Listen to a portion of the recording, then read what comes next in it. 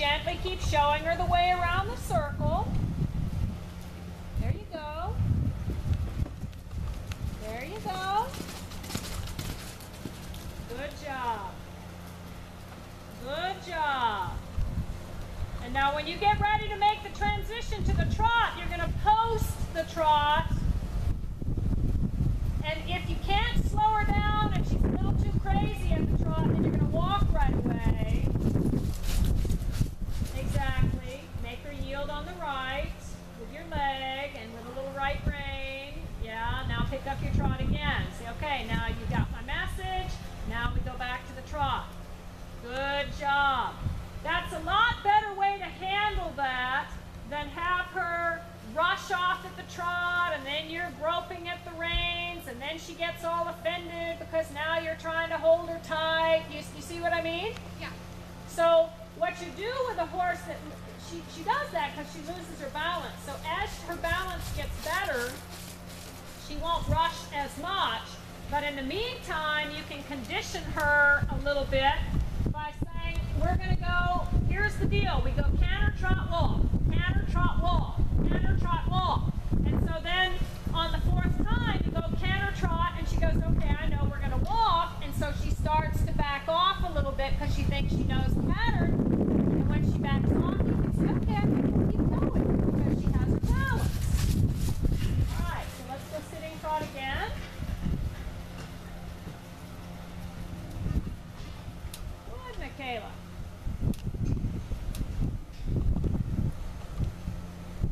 Good.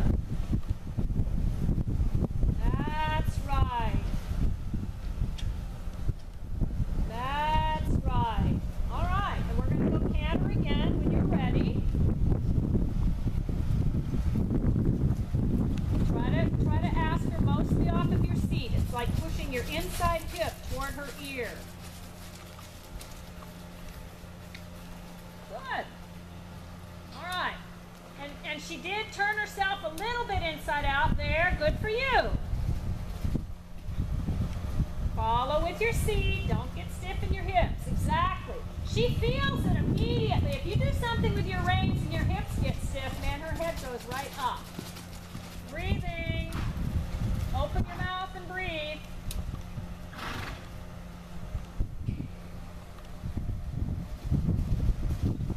Yeah, exactly. All right, and then let's prepare to go trot and then walk shortly after. Off the right side. Make her yield at the walk. Good job. Good job. Now pick up the trot again. Yeah. A little distracted watching the other horses.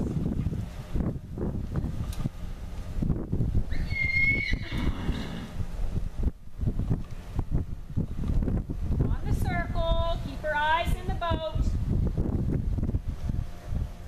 Yes, bravo. Bravo. Good, Michaela. Very good. All right, change the rein on the diagonal. Very nice. That's right. That's right. Keep talking to her with your aids and say, here's where your job is, right in here. That's exactly right. You know, that's kind of how it's going to be at the horse show, too. Yeah.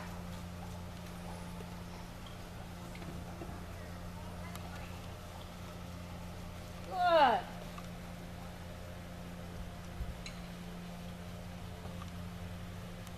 Well done. So go down the long side and then come back onto the 20-meter circle. That's right.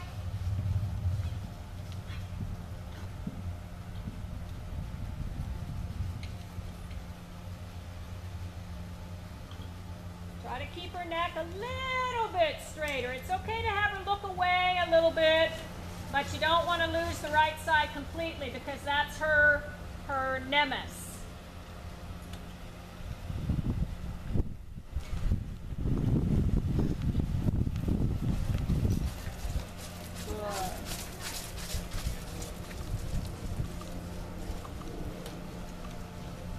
All right, Michaela.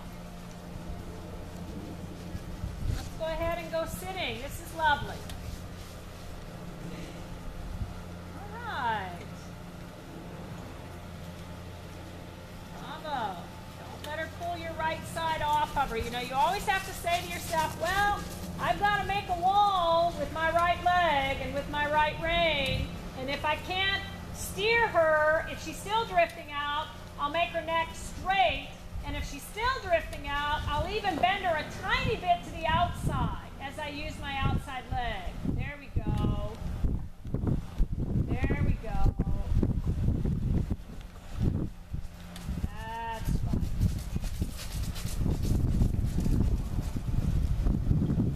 That's right.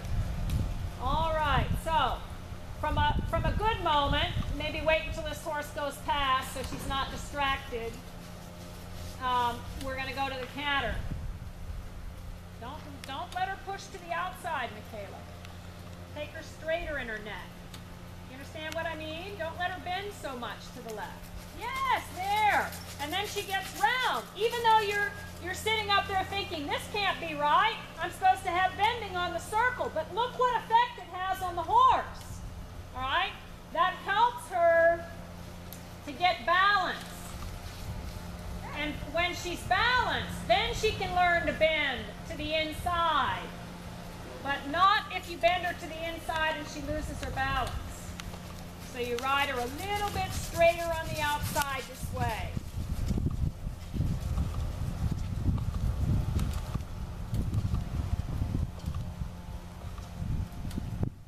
All right, and that's going to be important for your canter transition as well. Don't canter from a moment where she's pushing to the right. Canter from a moment where you have the feeling that the right side is compliant. Breathing. Yeah.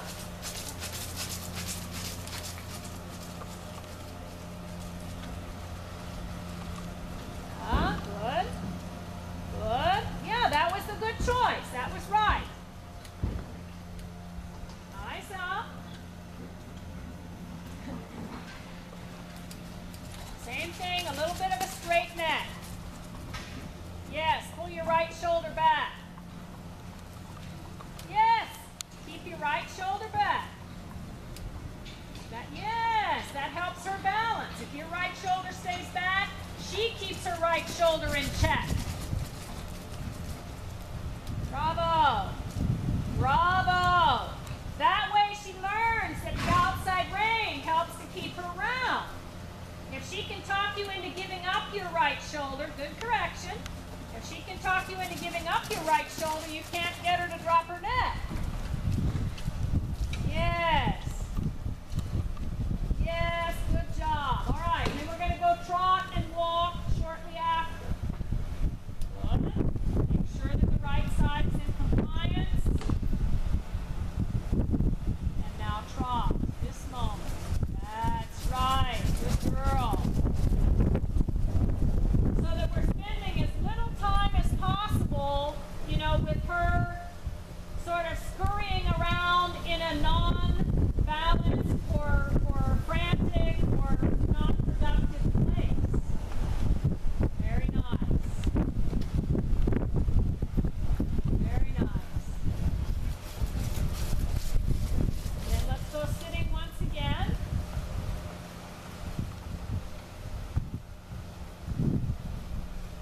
Yes.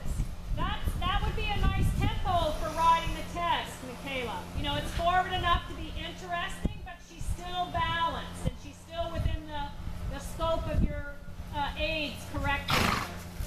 Okay? So sort of get a feel for that in the seat of your pants and say, okay, this is my goal, to be like that, not faster. You have to do your stretch circle on the left or the right? Left. Okay. So let's go posting and do a stretch circle, and if you might not be able to let her out as far without her losing her balance. There we go. I wouldn't let her out any further than that.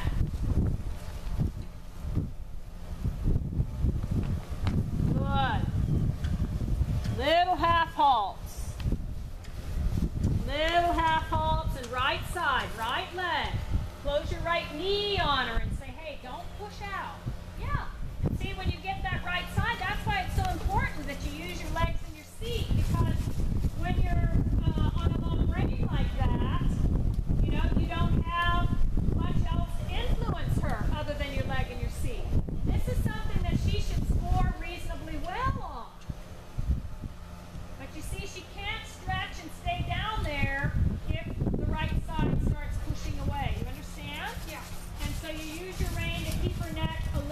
neutral.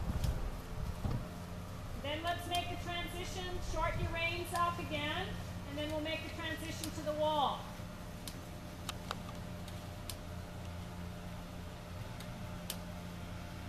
Good. Good, and pattern.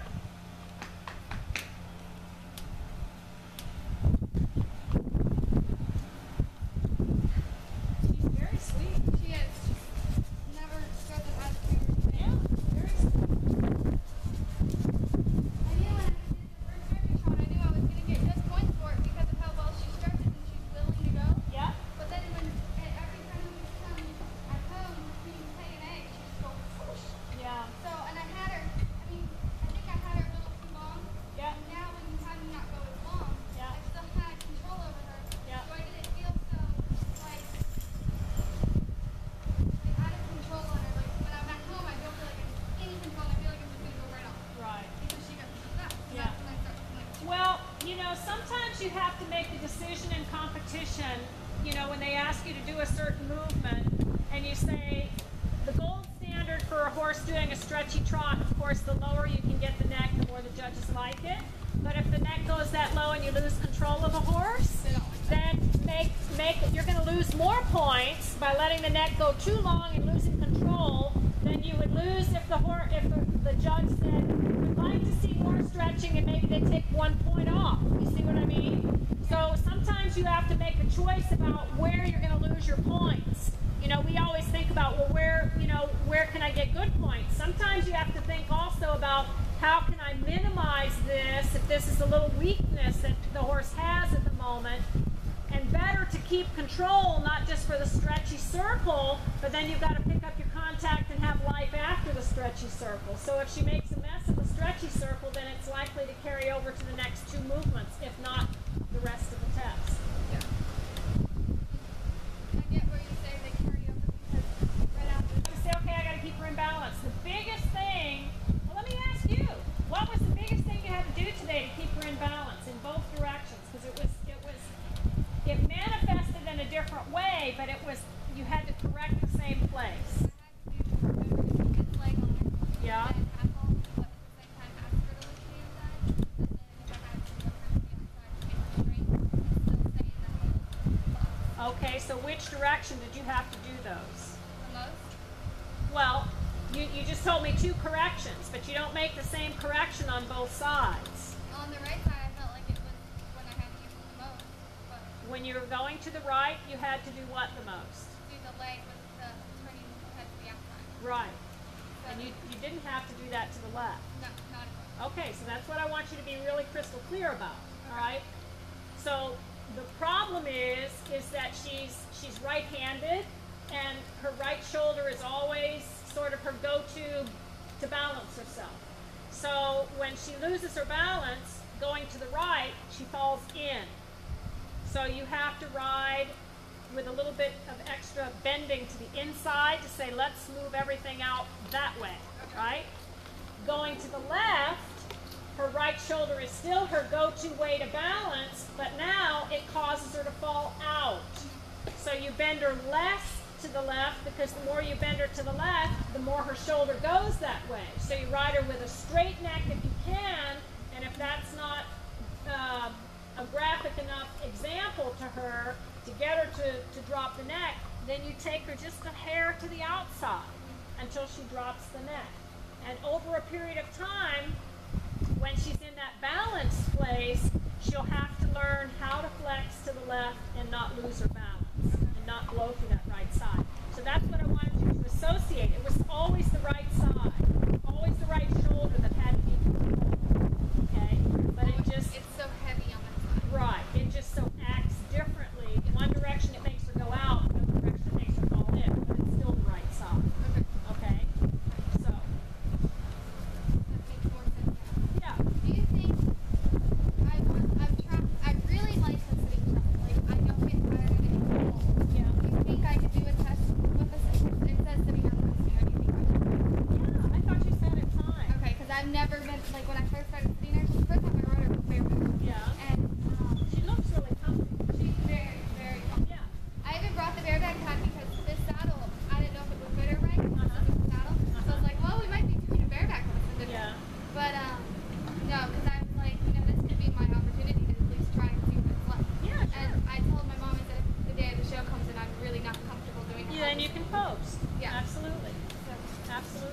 I think what you'll find though is from a sitting place, I think you'll have a little bit more influence over where she's going and what's happening. Yeah. You know, from posting it's a little harder.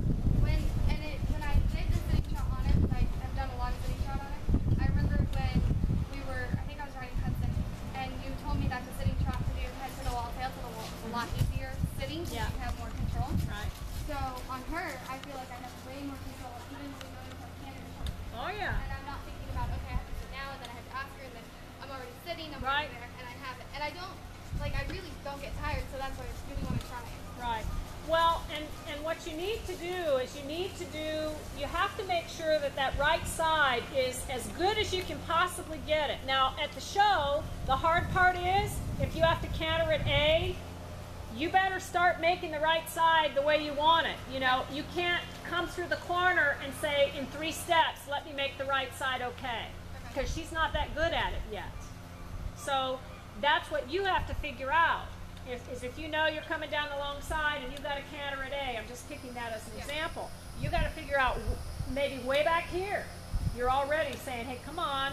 You got to give through that right shoulder, lighten that right shoulder up, whatever, if you're going to the right, so that she can be all settled when you ask for the canter. Because, you know, if she is, because right now, even if she's settled and you ask her to pick up the canter, she becomes unsettled. So if she's unsettled, it's going to be 3 times as bad. Yeah. You know? And we canter there in the middle at Yeah. the feet. Yeah. And then that's test 1. Halfway A at a 20-meter circle, and then we come up, and then we have to go trot.